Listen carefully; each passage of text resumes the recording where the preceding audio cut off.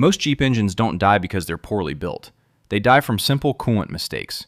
One wrong coolant or tiny leak can turn a healthy engine into a $5,000 repair. Today, I'm revealing 12 coolant mistakes that overheat and kill Jeep engines. And trust me, the number one mistake is a killer.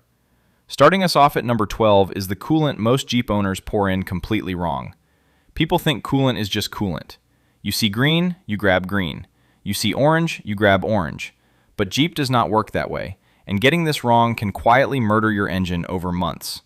Since the 2013 model year, Stellantis specifies one fluid for these vehicles. It's the Mopar 10-year, 150,000-mile formula, an OAT coolant that meets material standard MS.90032. Older Jeeps before 2013 ran a different chemistry, a HOAT coolant meeting standard MS9769. And those two fluids hate each other. When you mix OAT and HOAT, the silicates in the old stuff react with the organic acids in the new stuff. They fall out of the liquid and turn into a thick brown gel. Mechanics literally call it peanut butter. That sludge moves almost no heat at all, and it clogs your heater core, your radiator, and the tiny passages running through your engine block. One dealer reported a Chrysler minivan where mixed coolant plugged both heater cores and the radiator, and the bill came to $14,000. That single mistake is bad enough, but the next one is sneakier because the color on the bottle is now lying to your face. That brings us to number 11, trusting coolant color instead of the spec. For years, the rule was simple. Match the color and you're safe. That rule is dead now, and following it can ruin everything. Here's what changed.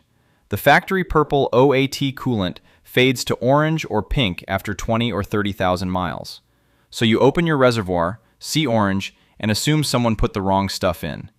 Meanwhile, the aftermarket sells correct OAT coolant in purple, pink, and orange bottles all at once. The color tells you nothing. The only thing that matters is the spec printed on the back. You're hunting for MS.90032 on a newer Jeep, or the older MS9769 on a pre-2013 model. Brands like Xerox G30 and Peak make fluid that matches. Read the standard, not the rainbow. Get this part right and you've already beaten most owners. But even the perfect coolant turns into a slow killer the second you mix it with the wrong water. Number 10 is the tap water mistake that scales your engine shut. You bought concentrate, so you need to add water. Easy, right? You walk to the kitchen sink. And that's exactly where the damage begins. Tap water carries calcium, magnesium, and chloride. When that water hits the hottest metal in your engine, the minerals bake onto the surface as hard scale. That scale acts like a blanket, trapping heat against your cylinder head instead of pulling it away. The chloride attacks aluminum directly, pitting it from the inside out. The fix costs almost nothing. Use distilled or deionized water, the kind that runs about $1 a gallon. The factory premix already uses deionized water for this exact reason. And quick myth buster, distilled water plus proper antifreeze is completely safe. The antifreeze carries the rust-fighting additives, so you get protection and clean water at the same time. So you've got the right coolant and the right water. The next trap is getting the recipe itself wrong. Quick side note, if you want your Jeep to last 300,000 miles or more, check out my 500,000-mile Jeep blueprint. It covers the maintenance habits, fluids, and simple checks most owners overlook that can save you thousands in repairs. The link is in the description below. And that leads us into number 9, mixing the wrong 50-50 ratio. The label says 50-50 for a reason, but plenty of people figure more antifreeze means more protection. That logic will cook your Jeep. A proper 50-50 mix protects you down to about 34 below zero and pushes your boiling point up around 265 degrees under cap pressure. Compare that to plain water, which freezes at 32 and boils at 212. Stellantis is blunt in their own chart. Never let the antifreeze drop below 40% or climb above 60%, or engine parts can get damaged. Now for the part nobody tells you. Once you go past roughly 70% antifreeze, the freeze point actually starts rising again. Worse, pure antifreeze moves about 35% less heat than a 50-50 blend. So the guy dumping in straight antifreeze to be safe is the same guy whose Jeep overheats in traffic. More is not better. Balance is everything. That covers the chemistry side completely. However, the mistakes that follow are the ones that strand people on the highway. Number 8 is ignoring the tiny leak you think you can ride out. A small drip seems like a someday problem. On a Jeep cooling system, it's a right now problem, and the reason is pressure. Your cooling system stays sealed and pressurized on purpose because pressure raises the boiling point. The moment a small leak bleeds that pressure off, your coolant starts boiling at a much lower temperature. So you can overheat badly while the reservoir still looks half full.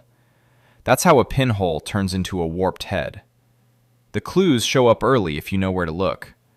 A dried pink or white crust around a hose, a sweet syrup smell after you park, or a slow drop you keep topping off. Rent a cooling system pressure tester from any parts store and pump it up.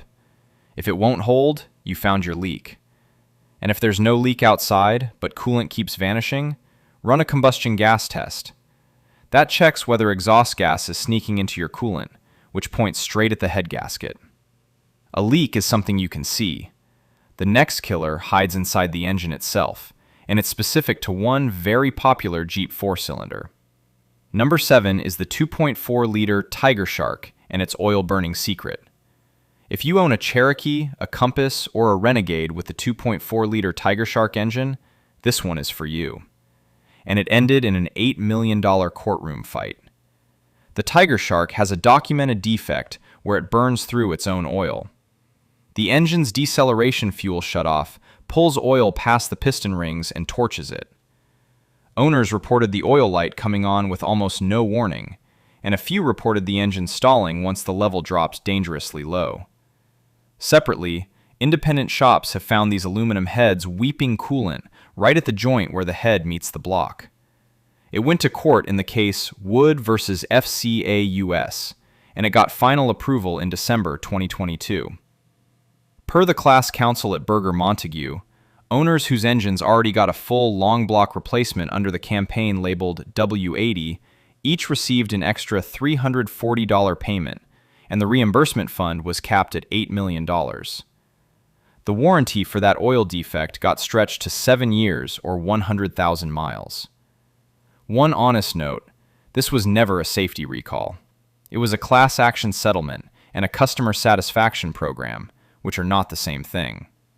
A 4-cylinder defect is one thing, but Jeep's most common V6 has a coolant problem that's even more famous and far more expensive.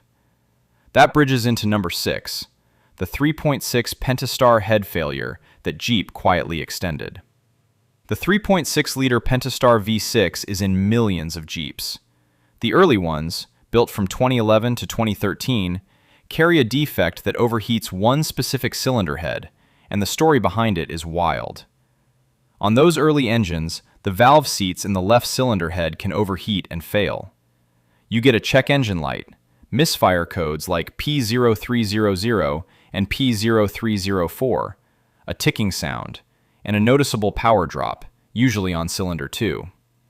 Chrysler's own quality boss told Automotive News that around 0.5% of about 1.5 million engines were at risk, which works out to roughly 7,500 vehicles. They fixed the design in August 2012 with tougher valve guides. Instead of a recall, Jeep issued a service bulletin and a warranty extension. Warranty Bulletin D1412 stretched the left head coverage from the standard 5 years or 100,000 miles all the way to 10 years or 150,000 miles on the 2011 through 2013 models. And the buyer trick almost nobody knows is this. The casting date is stamped on the head, and any head cast on day 2062 of 2012 or later already has the fix. So when you're checking a used Pentastar Jeep, that number tells you which one you're looking at. The early head was one Pentastar problem, but the same engine hides a second coolant killer on every model year, and it leaks straight onto your motor. Jeep also put a part right in the hot valley of the Pentastar, and they made it out of plastic. Over time, heat makes that plastic brittle, and brittle plastic in an engine always loses. This is the oil filter and oil cooler housing. As the miles climb, it cracks, and when it cracks, it can leak both oil and coolant. In a bad case, the two fluids cross over and mix into a milky mess that should never exist in your engine. It shows up on Grand Cherokees, Wranglers, and plenty of Chrysler and Dodge models running the same V6. One Grand Cherokee owner had oil and coolant cross-contaminate from this exact part. The real fix is to stop replacing plastic with plastic. Aftermarket companies like Dorman make an aluminum version of that housing that doesn't go brittle. Swap to metal once, and you close this chapter for good. Demand got so heavy that some dealers had tens of thousands of these housings on backorder back in 2021. You've now got the Pentastar's coolant traps handled. But there's a mistake people make right after a coolant change that undoes all their good work. So number 5 is skipping the air bleed after you refill. You drained the old coolant, poured in the good stuff, screwed the cap on, and felt proud. Except you might have just trapped a giant pocket of air in there. The 3.6 Pentastar is notorious for this. Air gets stuck in the upper radiator hose, and when the thermostat finally opens, the system pukes coolant everywhere while the trapped air creates burning hot spots inside the engine. Air pockets also lie to your temperature gauge, give you no heat at idle, and can make the water pump cavitate, which means it spins but barely moves any liquid. Good news, Jeep gives you a way out. There's a bleeder screw on the thermostat housing you crack open to let the air escape. A lot of techs also use a no-spill funnel and park the Jeep nose up on a slope so the air rises and burps out on its own. Some newer JL Wranglers don't even have a radiator cap, so you fill and bleed from the raised reservoir instead. Take the extra 10 minutes. It's the difference between a refill and a disaster. Air is a problem you create. The next one is a $5 part you forget even exists. And that points us at number 4, the radiator cap nobody ever checks. The cap on your radiator or reservoir seems like the least important part on the whole engine. It might be the most underrated thing protecting it. That cap holds pressure in the system, and pressure is what keeps your coolant from boiling. The trade group MAX spells it out. Every single pound of pressure raises the coolant's boiling point by about 3 degrees. A 15-pound cap buys you roughly 45 extra degrees before things boil over. So when that cap's tiny rubber seal gets old and stops holding pressure, your Jeep can boil over even when the radiator, pump, and thermostat are all perfectly fine.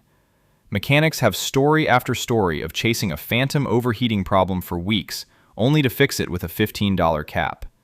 On the older 4.0-liter Jeeps, the spec is a 16-pound cap, and WK2 Grand Cherokee owners specifically report cheap caps failing inside 60,000 miles.